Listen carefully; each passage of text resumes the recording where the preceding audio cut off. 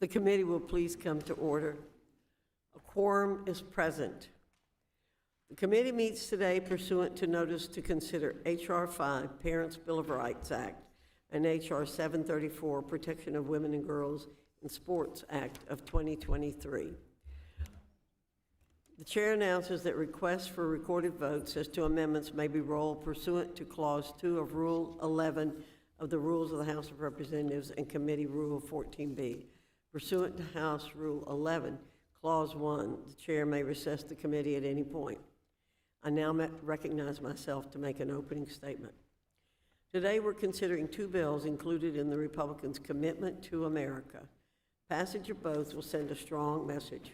We're making good on our promises. In 1972, I was an educator at Appalachian State University. I was there when Title IX passed. Recently, I've watched it has been perverted to achieve the opposite of its intentions. It's now a tool used by the education bureaucracy to enforce inequality and unfairness. As a mother and past educator, I abhor the increasing prevalence of biological men competing in women's sports, enabled by the current interpretation of Title IX. The Biden administration's radical rewrite now denies equal opportunity to women, a group for whom Title IX was originally drafted. The science behind the issue is decided.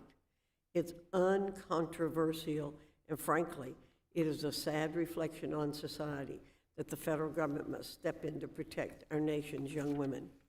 Progressivism and the lies it espouses have devastated our public education system.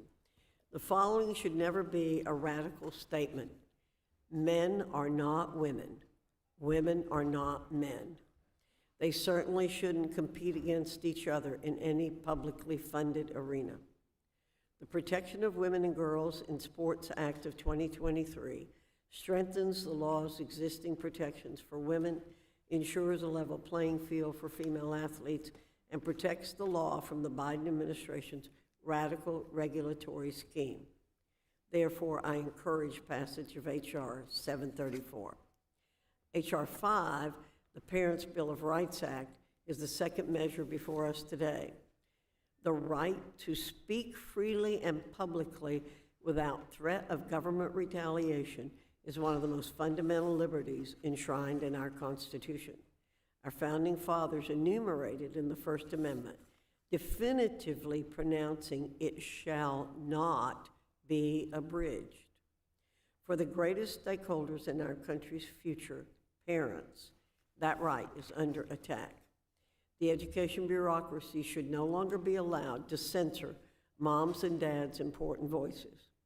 We heard their calls to reopen schools and make their children's well-being a priority during the lockdown. The government should have listened. Students experienced the largest average decline in reading since 1990 and the first ever decline in math. Additionally, according to the Centers for Disease Control and Prevention, 37% of students experienced poor mental health during the pandemic. Perhaps the only silver lining of these past 3 years is that America now realizes that parents will always put their children's interests first, and the teachers' unions that fought to prolong the lockdowns will not.